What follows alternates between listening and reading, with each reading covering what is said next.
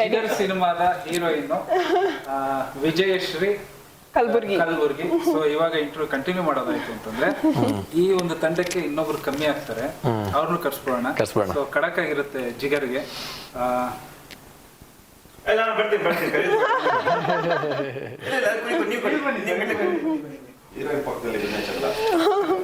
Hero and the villain best combo.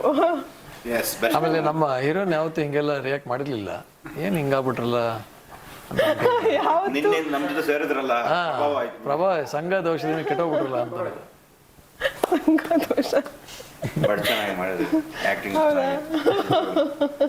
So ಇವ್ರ introduction ಮಾಡ್ಲೇಬೇಕು. ಅಲ್ಲ, ಅವ್ರ ಇಂಟ್ರೊಡಕ್ಷನ್ ಮಾಡೋದ್ ಬೇಕಾಗೇ ಇಲ್ಲ. ಜನಕ್ಕೆ ಸುಮ್ಮನೆ ಬೋರ್ ಹೊಡಿಸಿದೆ, ಮುಂದೆ ಬಾ ಅಂತಾರೆ. ಆಗ ಎಲ್ರಿಗೂ ಗೊತ್ತು. ಸರ್, ನಾನು ಜಿಗರಲ್ಲಿ ಮಲ್ಪೆ ಮುನ್ನ ಅನ್ನುವಂಥ ಒಂದು ಕ್ಯಾರೆಕ್ಟರ್ ಮಾಡಿದ್ದೀನಿ. ಸೊ ಮಲ್ಪೆ ಮುನ್ನ ಅನ್ನೋನು ಮಲ್ಪೆಯಲ್ಲಿ ಅವನೊಂದು ಯಾವುದೊಂದು ಫ್ಯಾಕ್ಟ್ರಿ ಓಪನ್ ಮಾಡ್ಬೇಕಂತ ಇರ್ತಾನೆ. ಸೊ ಅವನಿಗೊಂದು ಅದನ್ನು ಖುಷಿ ಇರುತ್ತೆ, ಏನೊಂದು ಏಮ್ ಇರುತ್ತೆ. ಸೊ ಆ ಏಮಿಗೆ ಏನಾದರೂ ಒಂದು ಅಡೆತಡೆಗಳು ಬಂದಾಗ ಅವ್ನು ಹೆಂಗೆ ರಿವರ್ಟ್ ಆಗ್ತಾನೆ, ಅದಕ್ಕೆ ಏನೇನು ಮಾಡ್ತಾನೆ. ಸೊ ಜೀವ ಕ್ಯಾರೆಕ್ಟರ್ ಮತ್ತು ಇವನಿಗೆ ಏನೇನು ಆಗುತ್ತೆ, ಇವ್ರ ನಡುವೆ ಏನು ಜಿದಾಜಿದ್ದಿ ಆಗುತ್ತೆ, ಇದೆಲ್ಲ ತಗೊಂಡೋಗ್ರೆ ಕ್ಲೈಮ್ಯಾಕ್ಸ್ವರೆಗೆ ಬರ್ತೀನಿ. ಅಂಥ ಒಂದು ಕ್ಯಾರೆಕ್ಟರ್ ಅಪ್ ಆ್ಯಂಡ್ ಟಫ್ ಆಗಿರೋಂಥ ಕ್ಯಾರೆಕ್ಟರ್. ಅವರ ಮ್ಯಾನರಿಸಮ್ ಆಗಿರ್ಬೋದು, ಅವ್ರೇನು ಕೋಪಕ್ಕೆ ತೋರಿಸಲ್ಲ, ಬಟ್ ಅವ್ರ ಒಳಗಡೆ ಕೋಪ ಕುಯ್ತಾ ಇರುತ್ತೆ. ಸೊ ಆ ಥರದ ಒಂದು ಕ್ಯಾರೆಕ್ಟರ್ ಅದು. ಯಾಕಂದ್ರೆ ನಮ್ಮ ಓವರ್ ಆ್ಯಕ್ಟಿಂಗ್ ಮಾಡೋಕೆ ಡೈರೆಕ್ಟ್ ಬಿಟ್ಟಿಲ್ಲ, ಸೆಟಲ್ ಆಗಬೇಕಿತ್ತು ಅವರಿಗೆ. ಹಾಗೆ ಅಬ್ಬರ್ಸಕ್ಕೇನು ಬಿಟ್ಟಿಲ್ಲ, ಎಲ್ಲ ಮನಸ್ಸಲ್ಲಿ ಅಬ್ಬರ್ಸ್ ಅಂತ ಹೇಳ್ಬಿಟ್ಟು ಸುಮ್ಮನೆ ಬಿಟ್ಬಿಟ್ಟು ನಮ್ಮನ್ನು. ಸೊ ಆ ಥರದ ಒಂದು ಕ್ಯಾರೆಕ್ಟರ್ ತುಂಬ ಚೆನ್ನಾಗಿದೆ, ತುಂಬ ಚೆನ್ನಾಗಿ ಮೂಡಿ ಬಂದಿದೆ. ಸರ್, ಇಷ್ಟು ಸಿನಿಮಾಗಳು ಮಾಡ್ಕೊಂಡ್ ಬಂದಿದ್ದೀರಾ, ಅಥವಾ ಪ್ರವೀಣ್ ಅವ್ರನ್ನ ನೋಡ್ಕೊಂಡ್ ಬಂದಿದ್ದೀರಾ, ವಿಜಯಶ್ರೀ ಅವರು ಎರಡನೇ ಸಿನಿಮಾ ಅವ್ರದ್ದು. ಸೊ ನೀವು ಕಾಣದಿರುವಂತ ಪ್ರವೀಣ್ ಈ ಸಿನಿಮಾದಲ್ಲಿ ಕಾಣ್ತಾ ಇದ್ದಾರೆ. ಸರ್, ಅವ್ರ ಮೂವಿ ಚೂರಿಕಟ್ಟೆ ನೋಡಿದ್ದೀನಿ. ಅದು ನೋಡಿದಾಗ ತುಂಬ ನನಗೆ ಖುಷಿ ಆಗ್ಬಿಡ್ತು. ಅಂದರೆ ಅಲ್ಲೊಂದು ಸ್ವಲ್ಪ ಒಂದು ಮಾಸು ಕ್ಲಾಸ್ ಎರಡು ಇತ್ತು ಅವರಿಗೆ. ಓಕೆ, ನಾವು ಪೊಲೀಸ್ ಆಗಬೇಕಂತ ಆಸೆ ಇಟ್ಕೊಂಡಂಥ ಒಂದು ಕ್ಯಾರೆಕ್ಟರ್. ಅದ ನಂತರ ಹೊಂದಿಸಿ ಬರೀ ನೋಡಿದ್ದೀನಿ ಅವ್ರದ್ದು. ಮುಂದಿನ ನಿಲ್ದಾಣ ನೋಡಿದ್ದೀನಿ ನಾನು. ಓಟ್ ಒಂದು ಮಿಸ್ ಆಗಿಬಿಟ್ಟಿದೆ, ಬಟ್ ನಾನು ಪಟ್ಟ ನೋಡ್ತೀನಿ ನಾನು. ಎಲ್ಲ ಮೂವಿಯಲ್ಲೂ ಕೂಡ ಅದು ಹೆಂಗಿದೆ ಅಂದರೆ ಇವರೊಂಥರ ಕಾಮ್ ಒಂದು ಇವರು ತಗೊಂಡೋಗುವಂಥ ಇವ್ರ ಆ್ಯಕ್ಟಿಂಗ್ ಸ್ಟೈಲ್ ಆಗಿರ್ಬೋದು, ಎಲ್ಲ ಸೆಟಲ್ಡ್ ಆಗಿ ಎಲ್ಲ ನೀಟಾಗಿತ್ತು. ಒಂದು ಕ್ಲಾಸ್ ಪೀಪಲ್ಗೆ ತುಂಬ ಇಷ್ಟ ಆಗ್ಬಿಡೋರು, ಹುಡುಗರಿಗಂತೂ ತುಂಬ ಇಷ್ಟ ಆಗ್ಬಿಟ್ಟವ್ರು ಇವರು. ಅಲ್ಲ, ತುಂಬ ಜನ ಹೇಳ್ತಾರೆ, ಯಾಕಂದರೆ ಒಂದಿವ್ಸ ಬರಲ್ಲೂ ಕೂಡ ತುಂಬ ಒಳ್ಳೆ ಕಾಮೆಂಟ್ ಬಂದಿತ್ತು ನಿಮಗೆ. ಆದರೆ ಇದು ತದ್ವಿರುದ್ಧವಾದಂಥ ಇದೊಂದು ಕ್ಯಾರೆಕ್ಟರ್. ಇಲ್ಲೂ ಕೂಡ ಲವ್ ಇದೆ, ಒಂದು ಫ್ರೆಂಡ್ಶಿಪ್ ವ್ಯಾಲ್ಯೂ ಇದೆ, ತಾಯಿ ಸೆಂಟಿಮೆಂಟ್ ಎಲ್ಲನೂ ಇದೆ. ಬಟ್ ಇದೊಂಥರ ಇವರು ಇದುವರೆಗೆ ಮಾಡಿದ ಕ್ಯಾರೆಕ್ಟರ್ಗಿಂತ ಚೂರಿಕಟ್ಟೆ ಮಾಡಿದ್ದಾರೆ, ಅದಕ್ಕಿಂತ ಒಂದು ಸ್ಟೆಪ್ ಮೇಲೆ ಒಂಥರ ಮಾಸಾಗಿ ಕಾಣಿಸ್ಕೊತಿದ್ದಾರೆ. ನೀವು ಎಕ್ಸ್ಪ್ರೆಷನ್ ನೋಡ್ಬೋದು, ಪೋಸ್ಟರ್ಲ್ಲೂ ಕೂಡ ನೋಡ್ಬೋದು, ಮುಖ ಆ ಥರ ಇಲ್ಲ. ಅಂದರೆ ಒಂದು ಮಾಸ್ಗೆ ಏನು ಬೇಕು ಅದು ಇದೆ. ಹಾಗಾಗಿ ಒಂದು ಹೊಸ ಪ್ರವೀಣ್ ಅವರು ನೋಡ್ಬೋದು ಇದು ಅಂತ ನಾನು ಹೇಳ್ತೀನಿ ಇದರಲ್ಲಿ.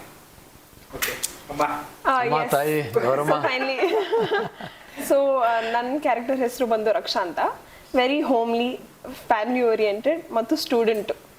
ಆಮೇಲೆ ಲವ್ವಲ್ಲಿ ಬಿದ್ದು ಏನಾಗ್ತದೆ ಅಂತ ನಂದು ಕ್ಯಾರೆಕ್ಟರ್. ಅದೇ ಸರ್ ಪ್ರಾಬ್ಲಮ್, ಅದೇ ಸುಮ್ಮನೆ ಹುಡುಗರೆಲ್ಲ ಹಿಂದೆ ಬೀಳಿ ಫುಲ್ ಇಂಪ್ರೆಸ್ ಮಾಡಕ್ಕೆ ಏನೇನ್ ಮಾಡ್ತಾರೆ, ಅದಕ್ಕೆಲ್ಲ ಬೀಳಲೇಬೇಕಲ್ವಾ ನಾವು ಹುಡುಗಿರು. 100% ಬೀಳ್ತೀವಿ ಒಳ್ಳೆ ಕೆಲಸ ಮಾಡಿದ್ರೆ ಸ್ವಲ್ಪ.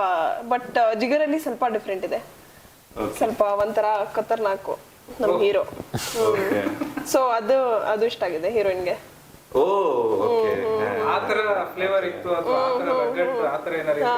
ಜನರಲಿ ಲೈಫಲ್ಲಿ ಎಲ್ಲ ಸ್ವೀಟ್ ಇರ್ತಾರೆ ಬಾಯ್ಸ್, ಫ್ಲವರ್ ಕೊಟ್ಟು I love you, like you, so cute, ನಿನ್ ಮೇಲೆ ಕ್ರಶ್ ಇದೆ ಅಂತ ಎಲ್ಲ ಹೇಳ್ತಾರೆ. ಬಟ್ ಜಿಗರಲ್ಲಿ ಸ್ವಲ್ಪ ಡಿಫ್ರೆಂಟ್ ನಮ್ ಹೀರೋ ಜೀವ. Different approach, completely different approach.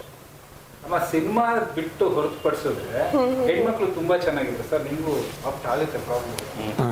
ಹೆಣ್ಮಕ್ಳ ಹತ್ರ ತುಂಬಾ ಚೆನ್ನಾಗಿದ್ರೆ ಯಾರು ಹುಡುಗರು ಹೋಗೋಣ, ಯಾಕೆ ಭಯ? ಇವಳೆಲ್ಲಿ ಬೀಳ್ತಾರೆ ನಮಗೆ ಅಂತ ಇರ್ಬೋದು. ಯಾರು ಬೀಳ್ಸಿರ್ತಾರೆ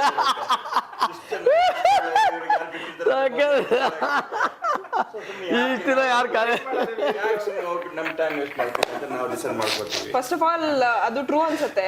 ಅದ್ ಭಯದಿಂದ ಯಾರು ಬರಲ್ಲ. ಸೊ ನಾವು ಫಾರ್ ಎವರ್ ಸಿಂಗಲ್ ಆಗಿರ್ತೀವಿ. ಆಮೇಲೆ ಯಾರಾದ್ರೂ ಏನಾದ್ರೂ ಬಂದು ಮಾತಾಡಿದ್ರೆ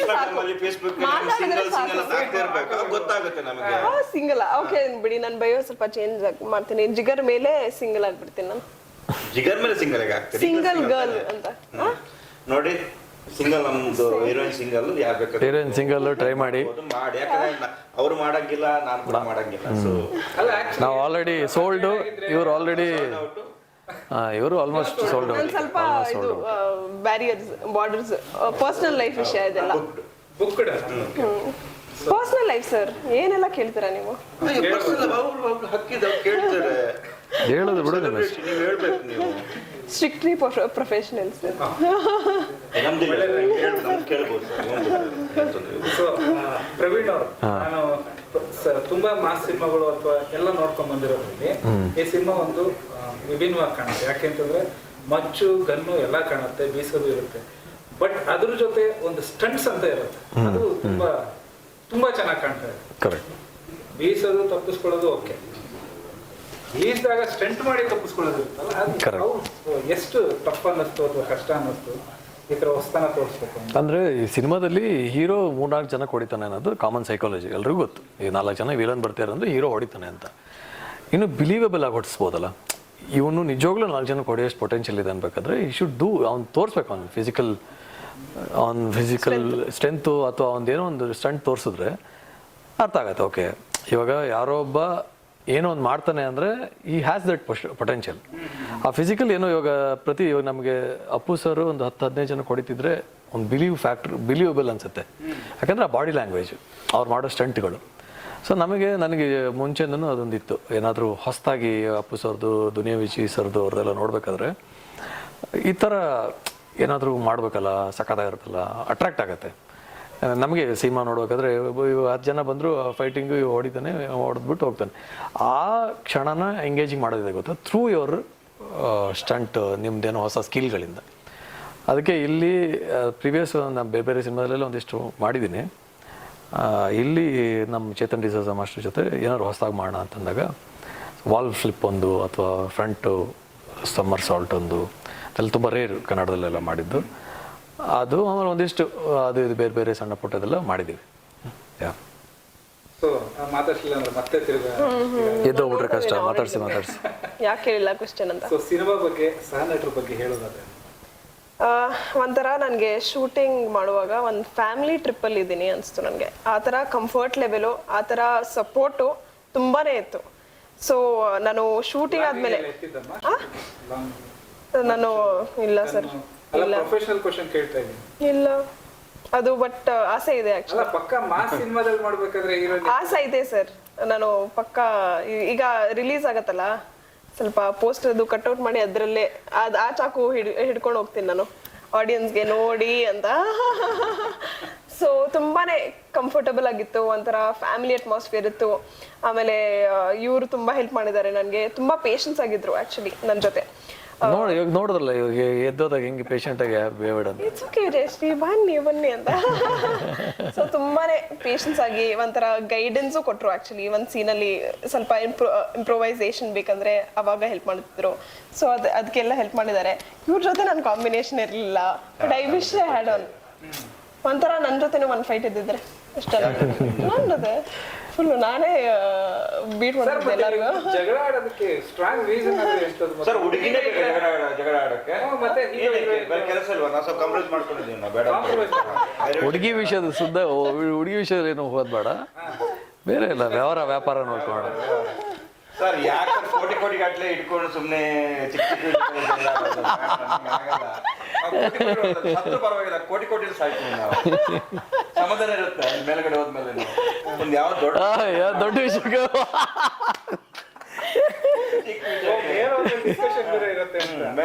ಸಮಾಧಾನ ಇರುತ್ತೆ ಮನಸ್ಸಿಗೆ. ನಾನೊಂದು 7-8 ಕೋಟಿಗೆ ಜಗಳ ಮಾಡಿ ಸತ್ತಿದ್ದೀನಿ ಅಂತ ಒಂದು ಹುಡುಗಿ ಸತ್ತ, ಅವನು ಕೂಡ ಮೇಲ್ಗಡೆ ಇತ್ತು. ಅವಳು ನೋಡ್ರಿ ಸಾಕ ಖುಷಿ ಗುರು, ನಾನು ಬಂದು ಇಲ್ಲಿ. ಸೊ ಎಷ್ಟು ನಿಮ್ಗೆ ಸಿನಿಮಾ ಹತ್ರ ಆಯ್ತು? ನಿಮ್ಮ ಲೋಕಲ್ ಜಾಗದಲ್ಲಿ ಶೂಟ್ ಮಾಡಿದಾಗ್ಲಿ ನಿಮ್ಗೂ ಏನು ಹೊಸ್ತಲ್ಲ ಅದು, ಈಗ ಮಾತ್ರ ಹೊಸ್ತು. ಸೊ ಏನ್ ಅನ್ನಿಸ್ತು? ಅದೇ ಸರ್, ನಾವಾಗ ಆ ಊರಲ್ಲಿ ಹುಟ್ಟು ಬೆಳೆದಿದ್ರು ಕೂಡ ಅಲ್ಲಿ ಕೆಲವೊಂದು ವಿಚಾರಗಳು ನಮ್ಗೆ ಗೊತ್ತಿರಲಿಲ್ಲ. ಮೀನು ಮಾರುಕಟ್ಟೆ, ಅಲ್ಲಿ ಟೆಂಡರು, ಏಲಂ ಕರೆಯೋದು, ಮತ್ತು ಗೌರ್ಮೆಂಟ್ ಆಫೀಷಿಯಲ್ ಜೊತೆಗೆ ಅದೊಂದು ಸಂಬಂಧ ಇರುತ್ತೆ. ಅವ್ರನ್ನ ಹೆಂಗೆ ಒಂದು ಏನು ಬ್ರೈಬ್ ಮಾಡ್ತಾರೆ, ಇದೆಲ್ಲ ವಿಷಯ ತುಂಬ ಸೂಕ್ಷ್ಮವಾದದ್ದು. ಯಾರು ಕೂಡ ಅದನ್ನು ಬಿಟ್ಕೊಡಲ್ಲ. ಆ ಒಂದು ಪೊಲಿಟಿಕ್ಸ್ನ ತುಂಬ ಚೆನ್ನಾಗಿ ಅರ್ಥ ಮಾಡ್ಕೊಂಡ್ವಿ ಸೂರ್ಯಕುಂದರ್ ಅವರ ಡೈರೆಕ್ಷನಲ್ಲಿ. ಯಾಕಂದರೆ ಅವರು ಅದೇ ಊರಲ್ಲಿ ಸಮುದ್ರದ ಪಕ್ಕದಲ್ಲಿ ಅವರ ಮನೆ. ಸೊ ಅವೆಲ್ಲ ಒಂದು ಆ್ಯಕ್ಟಿವಿಟಿ ಅವ್ರಿಗೆ ಗೊತ್ತಿತ್ತು. ಕುಂದಾಪುರನ ನಾನು ಕೊಲ್ಲೂರಿಗೆ ಹೋಗ್ತಾ ಬರ್ತಾ ಇರ್ತೀನಿ. ಸೊ ನಾನು ತುಂಬ ಸಲ ಅದ್ರಲ್ಲಿ ಪಾಸ್ ಆಗಿದ್ದೀನಿ. ಬಟ್ ಆ ಊರಲ್ಲಿದ್ದು ಒಂದು 12 ದಿವಸ ಇದ್ದು ಗೊತ್ತಿರಲಿಲ್ಲ. ಬಟ್ ಆ 12 ದಿವಸ ಇದ್ದು ಕೋಟೇಶ್ವರ, ಕುಂದಾಪುರ ಇದೆಲ್ಲ ಕಡೆ ತಿರುಗಿದ್ವಿ. ತೆಕ್ಕಟ್ಟೆ ಇದೆಲ್ಲ ಒಂದು ಊರನ್ನ ಅವ್ರಿಗೆ ಎಕ್ಸ್ಪ್ಲೋರ್ ಮಾಡ್ದಂಗೆ ಆಯಿತು. ಮಜಾ ಆಯಿತು. ಪ್ರವೀಣ್ ಹೇಳೋದು. ಸೇಮ್ ಯಾರ್ ನನಗೂ ಹೇಳ್ತಾ ಅದೇ ತಲೆಯಲ್ಲಿ ಬರ್ತಾ ಇತ್ತು. ನಾನು ಕೋಸ್ಟಲ್ಲಿ ಹುಟ್ಟಿ ಪ್ರೈಮರಿ ಎಲ್ಲ ಅಲ್ಲೇ ಆಗಿದ್ದು. ಅಂದರೆ ಇವ್ರು ಹೇಳ್ದಂಗೆ ಅಲ್ಲೊಂದು ವ್ಯವಸ್ಥೆ ಇದೆಯಲ್ಲ, ಏನೋ ಫಿಶ್ ಟೆಂಡರ್ಶಿಪ್ಗೆ ಆಕ್ಷನ್ ಕರೀತಾರೆ, ಅಲ್ಲಿ ಮೀನು ಹಿಡಿಯೋದಕ್ಕೊಂದು ಪರ್ಮಿಷನ್ ಇದೆ. ಅದೆಲ್ಲ ತುಂಬ ಹೊಸ ವಿಷಯ, ತುಂಬ ಚೆನ್ನಾಗಿತ್ತು. ಆಮೇಲೆ ಕೋಸ್ಟಲಲ್ಲಿ ಶೂಟಿಂಗ್ ಮಾಡೋ ಇದೇ ಬೇರೆ, ಮಜಾನೇ ಬೇರೆ. ನಮ್ಮದು ರೂಮ್ಗೂ ಹೋಟ್ಲಿಗೂ ಒಂದು 2-3 ಕಿಲೋಮೀಟ್ರ್ ಇದೆಯಲ್ಲ ಜರ್ನಿ, ಸಮುದ್ರದ ಪಕ್ಕದಲ್ಲಿ ಹೋಗೋದು, ಅಲ್ಲಿ ಶೂಟಿಂಗ್ ಮಾಡೋದು. ನಾವೊಂದು ಎಲ್ಲ 2-3 ಸೀಸನ್ನು ಮಾಡಿದ್ವಿ. ವಿಪರೀತ ಮಳೆಯಲ್ಲಿ ಶೂಟ್ ಮಾಡಿದ್ವಿ, ವಿಪರೀತ ಗಾಳಿ, ಫುಲ್ಲು ಬಿಸಿಲು. ಸೊ ಎಲ್ಲ ಕೋಸ್ಟಲ್ನ ಒಂದೊಂದು ಸೀಸನಲ್ಲಿ ಒಂದೊಂದು ಥರ ಕಾಣಿಸುತ್ತೆ. ಬೇಸಿಗೆಗಾಲದಲ್ಲೇ ಬೇರೆ ಥರ ಇರುತ್ತೆ, ಸಮುದ್ರದ ಪಕ್ಕದಲ್ಲಿ ಮಳೆಗಾಲದಲ್ಲಿ ಬೇರೆ ಥರ ಇರುತ್ತೆ. ಸೊ ವಿ ಹ್ಯಾವ್ ಎಕ್ಸ್ಪೀರಿಯನ್ಸ್ಡ್ ಎಲ್ಲ ಸಕಲಾಯ್ತು. ಆ ಕೋಸ್ಟಲ್ಲು ಅದನ್ನು ಸಿನಿಮಾದಲ್ಲೂ ಯು ಕುಡ್ ಲಿಟ್ರಲಿ ಫೀಲ್. ಅಂದರೆ ಹೆಚ್ಚು ಕಡಿಮೆ ಇವ್ರು ಹೇಳ್ದಂಗೆ ಒಂದು ಸಣ್ಣ ಟ್ರಿಪ್ ಥರ ಇರುತ್ತೆ. ನೀವು ಇಲ್ಲಿಂದ ಕುಂದಾಪುರ ಹೋಗಿ ಅಲ್ಲೊಂದು ಯಾವುದೋ ಒಬ್ಬರು ಬದುಕನ್ನು ನೋಡ್ಕೊಂಬರೋದಕ್ಕೆ ಒಂದು 2-3 ದಿನ ಬೇಕೇನು. ಅಲ್ಲಿ ಹೋಗಿ ನೋಡಿಕೊಂಡು ಕತೆ ಕೇಳ್ಕೊಂಬರೋಕ್ಕೆ 2-2 ಗಂಟೆ ಕೊಟ್ಟರೆ ಯು ಗೆಟ್ ದಟ್ ಫೀಲ್. ಏನು ಎಕ್ಸ್ಪ್ಲೋರ್ ಮಾಡ್ತಾನೆ ವಿಶೇಷ? ಸರ್ ನಾನು ಎಲ್ಲ ಎಕ್ಸ್ಪ್ಲೋರ್ ಮಾಡಿದ್ದೀನಿ. ಸರ್ ನಾನು ಒಂಥರ ಡಿಸ್ಕವರಿ ಚಾನೆಲ್ ಅಲ್ಲಿ ತೋರಿಸ್ತಾರಲ್ಲ, ಫ್ರಮ್ ಲೋಕಲ್ ಟು ಎವ್ರಿಥಿಂಗ್ ಅಂತ, ನಾನು ಆ ಥರ ಎಕ್ಸ್ಪ್ಲೋರ್ ಮಾಡಿದ್ದೀನಿ. ಒಂಥರ ಕುಂದಾಪುರ ನನ್ನ ಹಾರ್ಟಲ್ಲಿ ಫಾರ್ ಎವರ್ ಲಾಕ್ಡ್ ಆಗಿದೆ. ಆ ಥರ ಒಂದು ಅದ್ಭುತವಾದ ಮೆಮರೀಸ್ ಆಗಿದೆ. ಶೂಟಿಂಗ್ ಬೆಸ್ಟ್ ಪಾರ್ಟ್ ಅಂದರೆ ಲೈಕ್ ಶೂಟಿಂಗ್ ಬೆಳಗ್ಗೆ 6 AM ಸ್ಟಾರ್ಟ್ ಆಗ್ತಿತ್ತು, ಆಮೇಲೆ 6:30 ಎಂಡ್ ಆಗ್ತಿತ್ತು.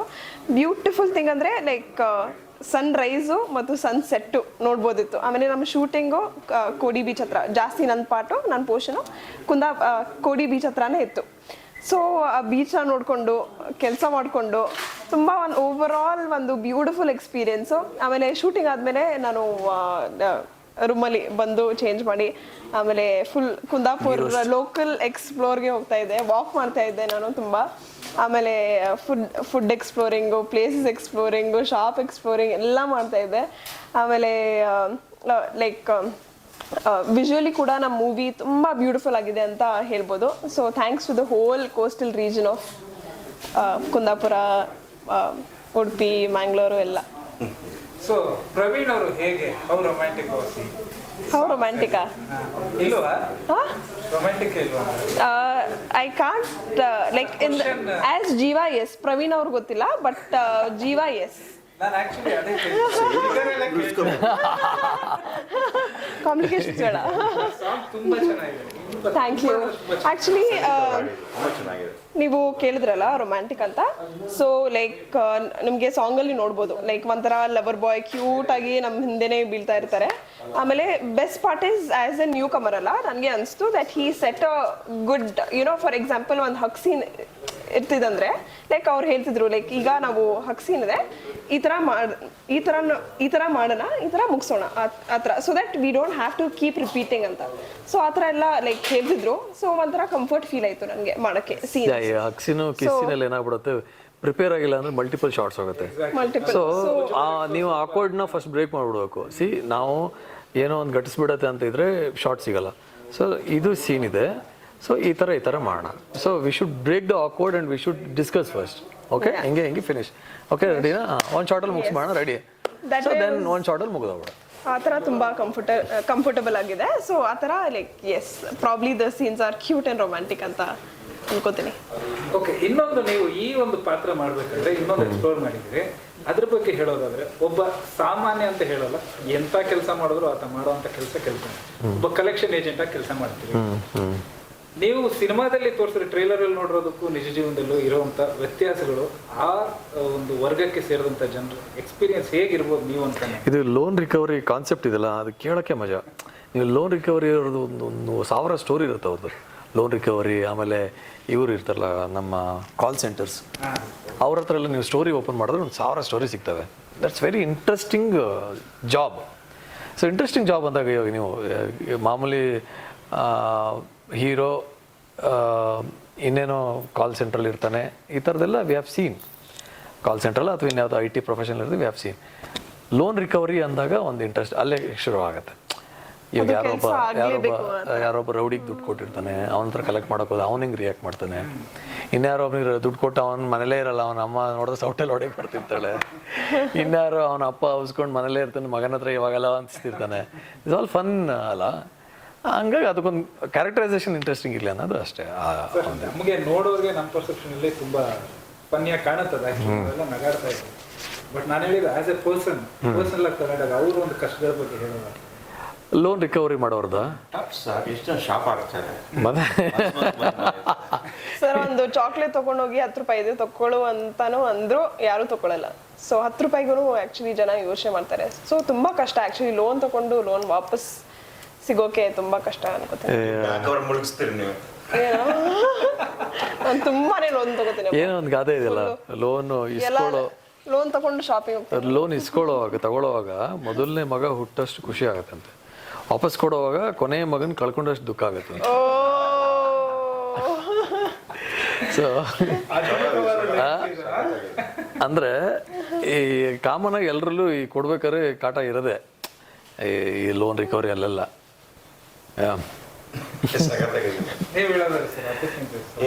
ಅದೇ ರಿಕವರಿ ಇದ್ರ ಬಗ್ಗೆ ಹೇಳ್ತಾರೆ. ತುಂಬಾ ಟಫ್ ಸರ್, ಅದು ಅಷ್ಟೊಂದು ಈಸಿ ಅಲ್ಲ ಅದು. ಈಗ ನೋಡಿ, ಅವನು ಮನೇಲಿ ಇರ್ತಾನ, ಯಾವ ಟೈಮಿಗೆ ಬರ್ತಾನೆ, 4 ದಿವಸ ಹೋದಾಗ ಮನೇಲಿ ಇಲ್ಲ, ನಮ್ಗೆ ಗೊತ್ತಿರುತ್ತೆ ಇದ್ದಾನೆ ಅಂತ ಹೇಳ್ಬಿಟ್ಟು ಎಲ್ಲೋ ದೂರದಲ್ಲಿ ಕಾಯ್ತಾ ಇರಬೇಕು, ಹೊರಗೆ ಬರ್ತಾನೆ ಇಲ್ಲ ಅಂತ ಹೇಳ್ಬಿಟ್ಟು ಅವ್ನು ಬೈಕ್ ಎಲ್ಲಿ ನಿಲ್ಲಿಸ್ತಾನೆ, 2 ದಿವಸ ಫಾಲೋ ಮಾಡ್ಬೇಕಾಗುತ್ತೆ. ಅವ್ನ ಮನೆಗೆ ಬಂದ ಇಲ್ವೋ ಕಾದ ಈಗ ಒಳಗ್ ನುಗ್ದ ಈಗ ಸೀರಿಯಸ್ಲಿ ಎಲ್ಲ ಒಂದು ವಾಚ್ಮನ್ ಆಗಿರ್ತೀವಿ, ಅವ್ರ ಮನೆ ಕಳ್ಳನ ಹೋಗಕ್ಕಾಗಲ್ಲ, ಹಂಗ್ ಮಾಡಿರ್ತೀವಿ ನಾವು. ಕಳ್ಳ ಅವ್ನ ಮನೆಗೆ ಲೋನ್ ಮಾಡಿದವ್ರ ಮನೆ ಕಳ್ಳರು ಹೋಗಕ್ಕೆ ಆಗಲ್ಲ, ಲೋನ್ ರಿಕವರಿ ಅವ್ರು ಕಾಯ್ತಾ ಇರ್ತಾರೆ. ಹಂಗಿರುತ್ತೆ ಅವ್ರ ಪರಿಸ್ಥಿತಿ. ಆಮೇಲೆ ಅವ್ನ್ ಕಳ್ಳ ಅಂತ ಗೊತ್ತಾದ್ರೂ ಲೋನ್ ರಿಕವರಿ ತಡಿತಾನ ಅವನ್ನ. ಅಲ್ಲಿ ದುಡ್ಡು ಹೋದ್ರೆ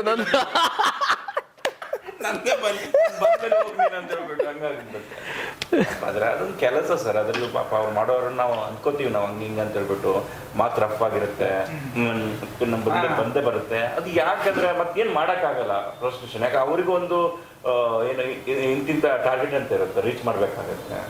ಟಫ್ ಕೆಲಸ ಸರ್ ಅದೆಲ್ಲ. ನನ್ನ ಐಡಿಯಾ ಇದೆ, ನಾನು ಲೋನ್ ತಗೋತೀನಿ, ನೀವೆಲ್ಲ ಕಟ್ತೀರಾ ಇಂಟ್ರೆಸ್ಟ್ ಪೇ ಬ್ಯಾಕ್ ಎಲ್ಲ? ಗುಡ್ ಐಡಿಯಾ ಅಲ್ಲ ಇದು? ನಿಮ್ಮ ಅಂಗಡಿ ಇದು ನಮ್ಮ ಹೆಸರು ಬರೀತಿದ್ದೀರಾ ನೀವು?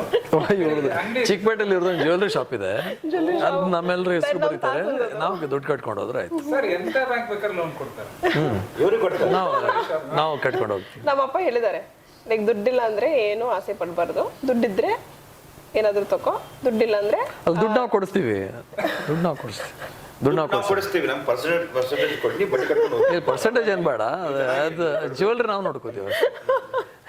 ಅದು ನಮ್ದು ಅಮ್ಮಂದು ಡ್ಯಾಡಿದು. ಯಾರ್ದು ನಮ್ಮ ಅದಕ್ಕೆ ಕೇಳಿಲ್ಲ ನಾವು, ಅದು ನಮ್ಮ ಫ್ಯಾಮಿಲಿ ಬಿಸ್ನೆಸ್ ಆಗಲ್ಲ ಅಲ್ವಾ, ಅದು ಹೇಳ್ತಾ ಇದ್ದೇನೆ. ನಿಮ್ ಕಡೆ ತಾಯಿದು ಇದು ಒಂದು ಸ್ಯಾರೀಸ್, ಡ್ಯಾಡಿದು, ಡ್ಯಾಡಿ ಕಡೆ ನಿಮ್ದು.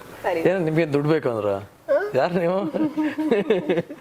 ಇವ್ರ ಹೆಸರು ಜ್ಯುವೆಲ್ರಿ ಅಲ್ಲಿ ಜ್ಯುವೆಲ್ರಿ ಇಟ್ಟಿದೆ ಅಲ್ವಾ ಅವತ್ತೆ. ಅದೇ ಬೆಳ್ಳಿದು ಅಂದ್ರಲ್ಲ, ಆಮೇಲೆ ಬೆಳ್ಳಿದಂದ್ಮೇಲೆ ಹೊಡೆದ್ಮೇಲೆ ಆನೆ ಹೊಡಿಬೇಕು, ಚಿಕ್ಕ ಚಿಕ್ಕದ ನಾವು ಸರಾಗಿರ ಹೊಡೆಯೋರಲ್ಲ, ಜ್ಯುವೆಲ್ರಿ ಶಾಪ್ ಹೊಡೆಯೋರು. ಸೀರಿಯಸ್ ಕ್ವಶನ್, ಎಲ್ಲ ಕೇಳಿರ್ತಾರೆ ನಾರ್ಮಲ್ ಆಗಿದ್ದು. ಜಿಗರ್ ಅನ್ನೋದು ಒಂದು ಒಳ್ಳೆ ಪ್ರಯತ್ನ, ತುಂಬಾ ವಿಭಿನ್ನವಾಗಿ ಕಾಣ್ತಾ ಇದೆ, ಯುನೀಕ್ ಎಲ್ಲ ಓಕೆ ಒಂದೇ. ಬಟ್ ಇವಾಗಿರೋ ಸಿಚುಯೇಷನ್ಗೆ ತಗೊಂತು ಅಂತಂದ್ರೆ ಒಂದು ಆನೆಸ್ಟ್ ಪ್ರಯತ್ನಕ್ಕೆ ಎಲ್ಲಿ ಜನ ಬರಲ್ವೋ ಅನ್ನೋ ಏನಾದ್ರು ಮನಸ್ಥಿತಿ ಇದೆಯಾ, ಅಥವಾ ಪ್ರಿಪೇರ್ ಆಗಿದ್ದೀರಾ?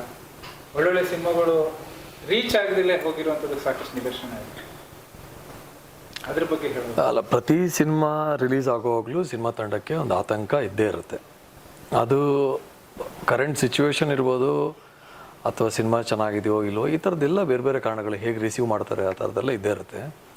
ಆ ಥರದೊಂದು ಕಾಮನ್ ಭಯ ಇದ್ದೇ ಇದೆ, ಹೇಗೆ ರಿಸೀವ್ ಮಾಡ್ತಾರೆ. ಯಾಕಂದರೆ ಇದ್ರ ಹಿಂದೆ ದೊಡ್ಡ ಮಟ್ಟದ ಒಂದು ಇನ್ವೆಸ್ಟ್ಮೆಂಟ್ ಇದೆ, ಅದ್ರದ್ದು ರಿಕವರಿ ಇದೆ. ಸೊ ಆ ನಿಟ್ಟಿನಲ್ಲಿ ಭಯ ಇದೆ. ಜೊತೆಗೆ ನಮ್ಮ ಇಷ್ಟು ವರ್ಷದ ಟೈಮು, ಎನರ್ಜಿ, ಅದ್ರದ್ದು ಇನ್ವೆಸ್ಟ್ಮೆಂಟ್ ಆಗಿರೋದ್ರಿಂದ ಅದು ಹೊರಗೆ ಬರ್ತಿರೋದ್ರ ಒಂದು ಖುಷಿನೂ ಇದೆ. ಆಮೇಲೆ ರಿಸಲ್ಟ್ ಬೇಸಿಕಲಿ ನಮ್ಮ ಕೈಲಿ ಇಲ್ಲ ಬ್ರದರ್. ಇವಾಗ ನೀವು ಹೇಳ್ತಿರೋದನ್ನ ನಾವು ತೊಗೊಂಬಿಟ್ರೆ ನಾವು ಸುಮ್ಮನೆ ವೇರ್ ಸಿಂಪ್ಲಿ ಪ್ರೆಷರೈಸಿಂಗ್ ಆ ಸೆಲ್ಫ್, ಅದು ನಮ್ಮ ಕೈಲಿ ಇಲ್ಲೇ ಇಲ್ಲ. ಇಲ್ಲಿ ನಮ್ಮ ಕೈಲಿ ಇಲ್ಲದೆ ಇರೋದ್ರ ಬಗ್ಗೆ ಯೋಚನೆ ಮಾಡಿದೆ ಇಟ್ಸ್ ವೇಸ್ಟ್ ಆಫ್ ಟೈಮ್. ನಮ್ಮ ಕೆಲಸ ಏನು, ಎಗೇನ್ ನಾವು ಭಗವದ್ಗೀತೆಯಲ್ಲಿ ಕೃಷ್ಣ ಹೇಳಿದ್ದನ್ನು ತೊಗೊಳೋದಾದ್ರೆ ನಮ್ಮ ಕೆಲಸ ಮಾಡೋದಷ್ಟೇ. ರಿಸಲ್ಟ್ ನಮ್ಮ ಕೈಲಿ ಇಲ್ವೇ ಇಲ್ಲ. ರಿಸಲ್ಟ್ ನಮ್ಮ ಕೈಲಿ ಇರೋದಾದರೆ ಎಲ್ಲರೂ ಎಲ್ಲ ಸೂಪರ್ ಸ್ಟಾರ್ಸು ಕನ್ಸಿಸ್ಟೆಂಟಾಗಿ ಹಿಟ್ ಕೊಡ್ತಾನೆ ಇರ್ತಿದ್ರು. ಎಂಥ ದೊಡ್ಡ ಸ್ಟಾರ್ಗಳು ಕೂಡ ಫೇಲ್ಯೂರ್ ಕೊಡ್ತಾರಲ್ವ. ಸೊ ಸಕ್ಸಸ್ ಅನ್ನೋದು ಇಟ್ಸ್ ನಾಟ್ ಕಾನ್ಸ್ಟೆಂಟ್ ಅಥವಾ ಯಾರ್ದು ಒಬ್ರದ್ದು ಸ್ವತ್ತು ಅಲ್ಲ. ಪ್ರಯತ್ನ ಜೆನ್ಯೂನ್ ಆಗಿದ್ದಾಗ, ದೇವ್ರು ನಮ್ಮ ಕೈ ಹಿಡಿದಾಗ ಚಿತ್ರನೂ ಕೈ ಹಿಡಿಯುತ್ತೆ. ಸೊ ನಮ್ಮ ಪ್ರಯತ್ನ ಜೆನ್ಯೂನ್ ಇದ್ದು, ಸಿನಿಮಾ ಚೆನ್ನಾಗಿದ್ದು, ಜನಕ್ಕೆ ಇದು 2.5 ಗಂಟೆ ಕೊಟ್ಟು 2.5 ಗಂಟೆ ಅಷ್ಟೇ ಸಮಯ ಹಾಕಿ ದುಡ್ಡು ಕೊಟ್ಟು ನೋಡೋಷ್ಟು ವರ್ತಿದೆ ಅಂತಂದರೆ ನಮ್ಮ ಕನ್ನಡದ ಜನ ಕನ್ನಡ ಸಿನಿಮಾಗಳು ಕೈ ಬಿಟ್ಟಿಲ್ಲ, ಬಿಡೋದು ಇಲ್ಲ. ಯಾ ಆ ಥರ ಇವಾಗ ಬೇಸಿಕಲಿ ಸಿನಿಮಾನ ಅವ್ರಿಗೆ ರೀಚ್ ಮಾಡಿಸೋದೇ ಇರೋ ಚಾಲೆಂಜು. ಮತ್ತು ಇನ್ನೊಂದು ಏನಂದರೆ ನಮ್ಮ ಡೈರೆಕ್ಟ್ರು ಪ್ರತಿಯೊಂದು ಇಂಟರ್ವ್ಯೂಲಿ ಹೇಳ್ತಿದ್ರು, ಏನಂದರೆ ಅವ್ರನ್ನ ಸ್ವಂತ ಅನುಭವಕ್ಕೆ ಬಂದಿರೋದು, ನನ್ನ ಲೈಫಲ್ಲಿ ನಡೆದಿರೋದು, ನನ್ನ ಫ್ರೆಂಡ್ಸ್ ಲೈಫಲ್ಲಿ ನಡೆದಿರೋದು, ನನ್ನ ಪ್ರದೇಶದಲ್ಲಿ ನಡೆದಿರೋದು ಅಂತ ಹೇಳ್ಬಿಟ್ಟು. ಅಂದರೆ ಅವರು ಹೇಳ್ತಿರೋ ನೋಡಿದ್ರೆ ಈ ಒಂದು ಮೂವಿಯ ಸತ್ಯ ಇದೆ, ಸೋಲ್ ಇದೆ, ಅನುಭವ ಅನ್ನೋದು ಸತ್ಯ ಅಲ್ವಾ. ಸಿನಿಮಾ ಜನರಲಿ ಯಾವಾಗ ಗೆಲ್ಲತ್ತೆ ಅಂದರೆ ಆ ಸಿನಿಮಾದಲ್ಲಿ ಒಂದು ಸೋಲ್ ಇರಬೇಕು, ಅದಕ್ಕೊಂದು ಆತ್ಮ ಇರಬೇಕು. ಯಾವಾಗ ಇರುತ್ತೆ ಅಂದರೆ ನಿಮ್ಮ ವೈಯಕ್ತಿಕ ಅನುಭವದ ಕಥೆ ಆದಾಗ ಅದಕ್ಕೊಂದು ಆತ್ಮ ಬರುತ್ತೆ. ನೀವು ಈ ಸಿನಿಮಾದ ನೋಡಿ ಇದು ಈ ವಿಷಯ ಇಷ್ಟ ಆಗಿದೆ, ಆ ವಿಷಯ ಇಷ್ಟ, ಈ ವಿಷಯ ಅಂತ ಸೇರಿಸಿ ಒಂದು ಮಾಡಿದಾಗ ಏನಾಗುತ್ತೆ, ಅಲ್ಲೊಂದು ಇನ್ಫ್ಲೂಯೆನ್ಸ್ ಇರುತ್ತೆ ಸಿನಿಮಾ. ಸೊ ಈ ಸಿನಿಮಾದಲ್ಲಿ ಪರ್ಸನಲ್ ಎಕ್ಸ್ಪೀರಿಯನ್ಸ್ ಆಗಿದ್ದರಿಂದ ಅದು ರೀಚ್ ಆಗ್ಬೋದು ಅನ್ನೋದೊಂದು. ನಿಮಗೂ ಆತ್ಮಕ್ಕೂ ಭಾಳ ನಂಟಿದೆ. ಯಾಕೆ? ಓಕೆ, ಓಟು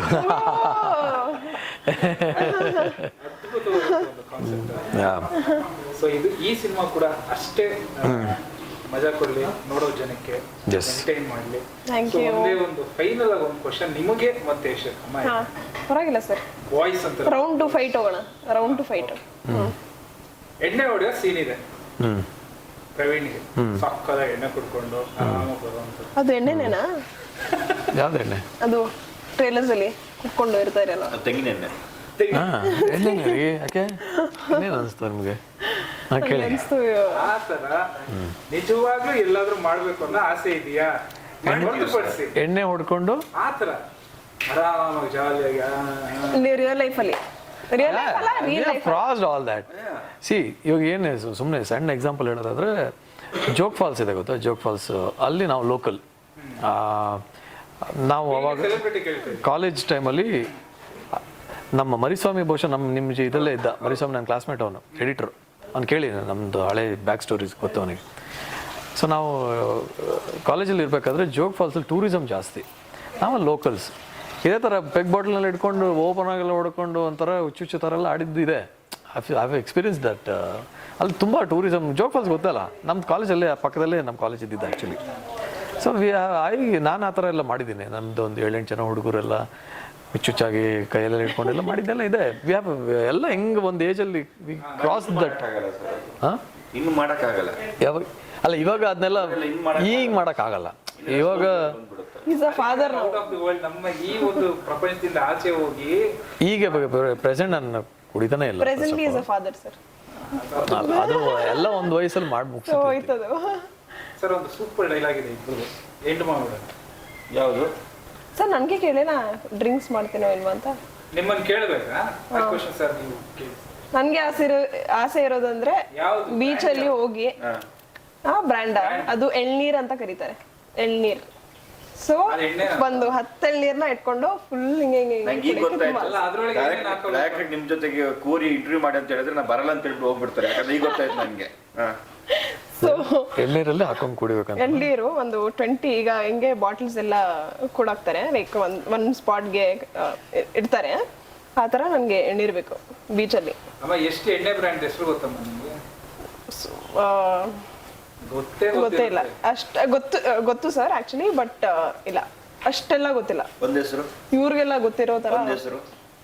ಒಂದ್ ಹೆಸರ ನಮ್ಗೆ ಎಳ್ನೀರು ಇವತ್ತು ಗೊತ್ತಾಗಿತ್ತು ನೀವು ಹೇಳಿದ ಮೇಲೆ. ಒಂದ್ ಹೆಸರು ಅಂದ್ರೆ ಪೆಪ್ಸಿ. Okay, thank you. ಅದೇ ಡ್ರಿಂಕ್ ಅಲ್ವಾ ಅದು? ನೀವು ಇದು ಹೇಳಿದ್ಮೇಲೆ ನಾವು ವಾಕೌಟ್ ಆಗ್ಲಿಲ್ಲ, ಇಲ್ಲೇ ಇದೆಯಲ್ಲ, ಮರೆಯೋದಿಲ್ಲ ನಮಗೆ. ಹೋಣ ಇಟ್ಬಿಟ್ಟು ನಾವು ಹೋಗ್ಬೇಕು. ಅಲ್ಲ, ಟ್ರೈ ಮಾಡ್ಲಿಕ್ಕೆ ಅಂತ ಡ್ರಿಂಕ್ ಟ್ರೈ ಮಾಡ್ಲಿಕ್ಕೆ ಅಂತ ಇಲ್ಲ, ಅವ್ರದ್ದು ಐಡಿಯಾ ಎಳ್ನೀರ್ ಜೊತೆ ಎಳ್ನೀರ್ ಒಳಗಡೆ ಬೇರೆ ಮಿಕ್ಸ್ ಮಾಡಿ. ಇಲ್ಲ ಎಳ್ನೀರು ಇಡ್ಬೇಕಂತ ಬರೀ ಬೀಚ್ ಅಲ್ಲಿ ಕೂತ್ಕೊಂಡು 20 ಎಳ್ನೀರು ಕುಡಿಯೋದು, ಬೀಚ್ ನೋಡೋದು, ಅದೇ ಆಸೆ. Full with your strong voice. ಆತರ ಏನ್ ಜೀವ ಫೀಲ್ಡಲ್ಲಿ ಸಿಕ್ಕಾಪಟ್ಟೆ ದೌಲತ್ ತೋರಿಸ್ತಿದ್ದೆ ಅಂತೆ. ಫೀಲ್ಡಲ್ಲಿ ದೌಲತ್ ತೋರಿಸ್ಬೇಕು. ಇಲ್ಲಾಂದರೆ ಸಡೆಗಳೆಲ್ಲ ಎಡೆದ್ಬಿಡ್ತವೆ. ಏನ್ ಜೀವ ನೀನು ರಕ್ಷಾ ಜೊತೆ ಇಲ್ಲ ವಿಲನ್ ಜೊತೆ ಇರೋದು. ನಾನೇ ಕೊಲ್ಕೊಟ್ಟು ನಾನೇ ಪೆಡ್ತೀನಿ ಸರ್ ರಕ್ಷಾ ಇದೀನಲ್ಲ ಅದಕ್ಕೆ ಜೀವ ಇದು ಸೆಕೆಂಡ್ ಫೇಸ್. ಜೀವನ್ಗೆ ರಕ್ಷಣೆ ಇಲ್ಲ ಇಲ್ಲ ಇಲ್ಲ ವಿಲನ್ ಜೊತೆ ವಿಲನ್ ಪಕ್ಕ ನಾನಿದ್ದೇನೆ ಅಲ್ವಾ. ಸೊ ಜೀವ lover boy voice tone use ಮಾಡ್ತಿದ್ದಾರೆ, ವಿಲನ್ ಜೊತೆ ಇರೋ ವಾಯ್ಸ್ ಯೂಸ್ ಮಾಡ್ತಿಲ್ಲ. ಇದು ಇನ್ಫ್ಲೂಯೆನ್ಸ್ ಆಗ್ತಾ ಇದ್ದಾರೆ. ಇವರಿದಾರಲ್ಲ ಅದಕ್ಕೆ ಅಲ್ಲಿ ಎರಡಿದೆ, ಒಂದು ಲವ್ ಫೀಲ್ ಇದೆ ಜೀವಾಗೆ, ಇನ್ನೊಂದು ಒಂದು ಏನದು ಮಾಸ್ ಫೀಲು. ಇವರಿದಾರಲ್ಲ ಮಧ್ಯದಲ್ಲಿ ಅದು ಹಿಂಗೆ ಕನ್ವರ್ಟ್ ಆಗಿ ಹೋಗ್ತಾ ಇದೆ ಅದು. ಓಕೆ ಸಿನಿಮಾ ಬಗ್ಗೆ ಫೈನಲ್ ಆಗಿ ಹೇಳೋದು. ಇವರೇ ಹೇಳ್ತಾರೆ, ನೀವು ಫಸ್ಟ್ ಹೇಳ್ಬಿಡಿ. ಹೇಳ್ರಿ. ಜಗಳ ಮಾಡಂಗಿಲ್ಲ, ಮತ್ತೆ ಎಲ್ಲ ಕೇಳಿದೀನಿ ಪ್ರಶ್ನೆಗಳು. ಜುಲೈ 5ಗೆ ಜಿಗರ್ ರಿಲೀಸ್ ಆಗ್ತಾ ಇದೆ ಥಿಯೇಟರ್ಸಲ್ಲಿ, ಪ್ಲೀಸ್ ನೋಡಿ. ಇದು ಕ್ಯೂಟ್ ಲವ್ ಸ್ಟೋರಿ ಮತ್ತು ಖತರ್ನಾಕ್ ಫೈಟ್ ಥರ ನಮ್ಮ ಮೂವಿ ಫುಲ್ ಬ್ಯಾಲೆನ್ಸ್ ಆಗಿದೆ. ಆಮೇಲೆ ಅದರಲ್ಲಿ ಬೆಸ್ಟ್ ಫ್ಲೇವರ್ ಏನಂದರೆ ನಮ್ಮ ಕುಂದಾಪುರದಲ್ಲಿ ನಾವು ಶೂಟ್ ಮಾಡಿದ್ದೀವಿ. ತುಂಬ ವಿಜುವಲಿ ಪರ್ಫೆಕ್ಟ್ ಆಗಿದೆ, ಆಮೇಲೆ ನೋಡೋಕ್ಕೂ ಸ್ಟೋರಿ ತುಂಬ ಒಳ್ಳೆಯದಾಗಿದೆ. ಪ್ಲೀಸ್ ನಮ್ಮನ್ನು ಪ್ರೋತ್ಸಾಹಿಸಿ, ಆಮೇಲೆ ನಮ್ಮನ್ನು ತುಂಬ ಸಪೋರ್ಟ್ ತೋರಿಸಿ ಅಷ್ಟೇ. ಇಷ್ಟೇ ನೀವು ಪ್ರಿಪೇರ್ ಆಗಿ ಬಂದಿದ್ದು.